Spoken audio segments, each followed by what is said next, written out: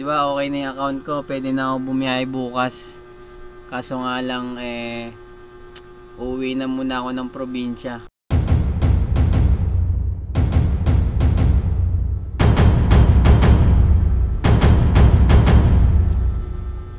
Yo, what's up mga boss?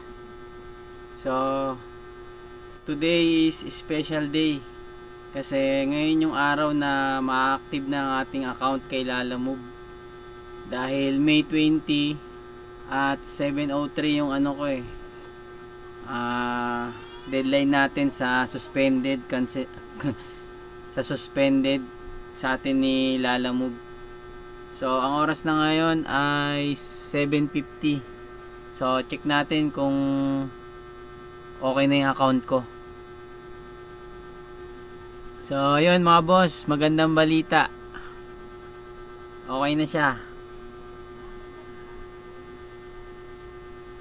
Tapos, yung ano natin, yung deadline sa atin ni Lalamove na ano na lang to, 159 days. Kailangan magpa-pro na tayo. Tapos, yung nangyari naman ngayon sa ano ko, sa bar. 'Di ba good yun dati? Ngayon, ito na lang oh. Pair na lang siya, pair. So, makakakuha pa ba ng magandang booking to mga boss? Pero kaya pa yan. Basta tiwala lang. So, ito, hindi ko alam kung paano diskarte gagawin natin dito. Kasi isang pagkakamali na lang, wala na, bye bye na talaga tayo kay Lalamove. Kasi nakakadalawa na ako na suspended. Sa pangatlo raw talagang talagang ano na daw talaga, ban na. Tapos ma-share ko rin sa inyo yung may isang rin doon. May kwento ko lang, kumbaga nakiano lang ako, nakimarites. So may isang doon na driver siya, driver naman ng parang L3 yata yun or parang truck. So siya yung nagpunta sa office. Kasunod ko siya sa upuan. So nangyari, yung account niya is talagang na talaga, ban na talaga, hindi na talaga maayos, sabi ng ng staff sa sa office ni Lalamove. So yung dahilan yun kung bakit ganun na sa face recognition. Ngayon ang nag-recognition daw doon, imbis na siya yung may-ari ng account, ang nag-face recognition yung pahinante niya, yung siguro yung pahinante or yung driver. Siguro pinapa-boundaryhan niya lang ganun. So yung kinausap niya yung agent ni Lalamove doon sa office, talagang ban na daw talaga.